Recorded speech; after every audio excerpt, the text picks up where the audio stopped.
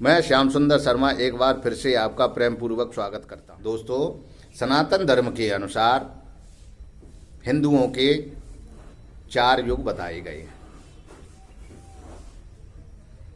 प्रत्येक कल्प में सृष्टि का अंत होता है।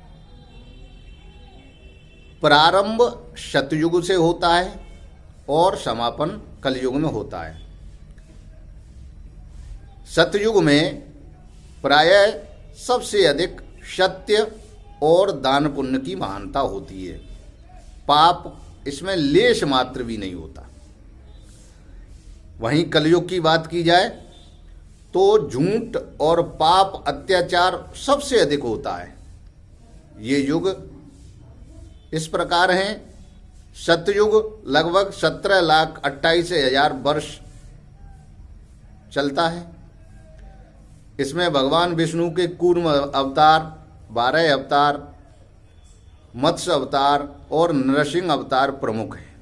इस युग के मनुष्य की लंबाई 32 फीट थी।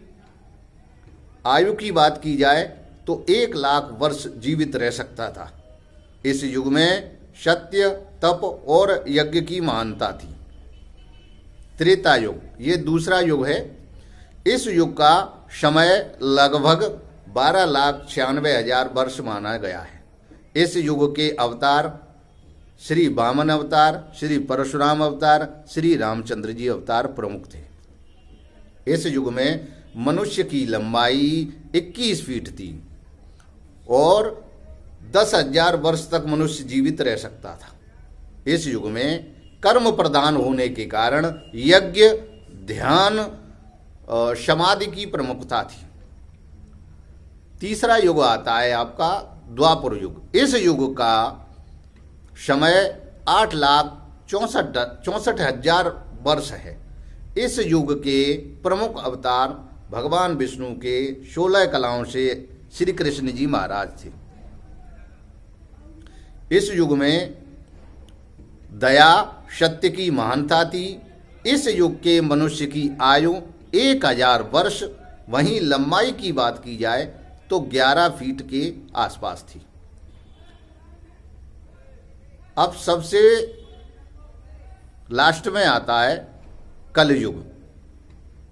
कलयुग का समय 4,32,000 वर्ष है, जो वर्तमान में चल रहा है।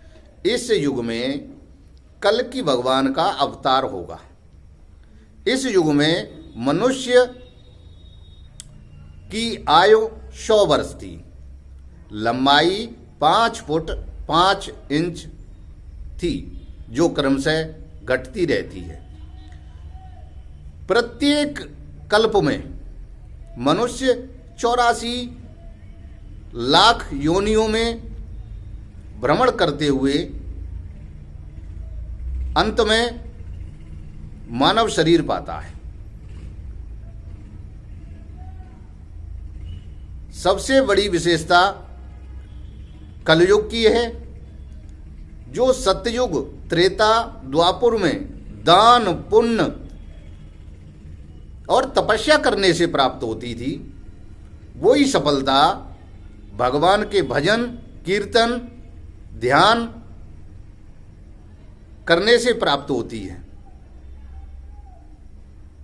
ब्रह्मा जी का एक दिन मनुष्य गणना के अनुसार 10,000 वर्ष होता है।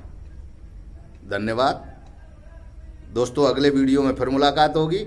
लाइक और सब्सक्राइब कीजिए।